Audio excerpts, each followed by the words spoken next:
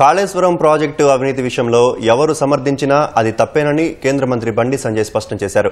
బీజేపీపై దుష్ప్రచారం సాగుతోందన్న సంజయ్ కేసీఆర్ కుటుంబానికి కాళేశ్వరం ఏటీఎంలా మారిందని, గతంలో ప్రధాని మోదీ చెప్పిన మాటలే తమ పార్టీ విధానమని స్పష్టం చేశారు. కేబినెట్ ఆమోదం, సబ్ కమిటీ సిఫార్సులతో కాళేశ్వరం కట్టారని బీఆర్ఎస్ చెబుతుంటే అందుకు సంబంధించిన ఆధారాలు కాంగ్రెస్ ఎందుకు బయటపెట్టడం లేదని ప్రశ్నించారు. 1,00,000 కోట్లతో భారీ అవినీతి ప్రాజెక్టుగా ముద్రపడిన కాళేశ్వరం విచారణను రేవంత్ సర్కార్ నీరుగారుస్తోందని బండి సంజయ్ ఆక్షేపించారు. బాధ్యులైన కేసీఆర్ కుటుంబానికి కాంగ్రెస్ ప్రభుత్వం రక్షణ కవచంలా మారిందని ఆరోపించారు.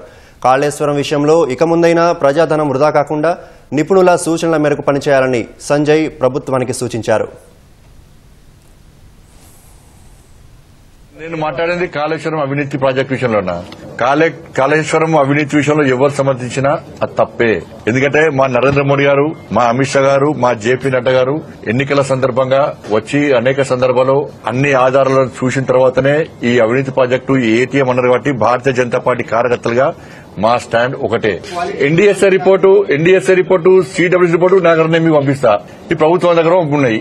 ఏం యాక్షన్ తీసుకున్నది? ఎందుకంటే ఇప్పుడు కేంద్ర ప్రభుత్వం ఇచ్చినప్పుడు వాళ్ళు చర్యలు తీసుకుని రిపోర్ట్ ఇచ్చినప్పుడు వాటి మీద చర్యలు తీసుకోక మళ్ళీ కమిటీ అయింది. మళ్ళా రాష్ట్ర ప్రభుత్వం సిబిఐని కోరాలి కాబట్టి, విచారణ కోరాలి కాబట్టి అవుతున్నాం. లేకుండా గిన్ని రోజులు ఎందుకన్నా? గిన్ని రోజులు అవుతాం మేము కాంగ్రెస్ పార్టీ లెక్క. ఎన్నికల ముందు ఊకదంపుడు ఉపన్యాసాలు వాళ్ళు ఇచ్చిర్రు, గాడిది గుడ్డు చూపట్టిర్రు. అవి లేకుంటే మీ ప్రభుత్వం, కాంగ్రెస్ ప్రభుత్వం గాడిది గుడ్డేం గుర్తుంది వాళ్ళకి.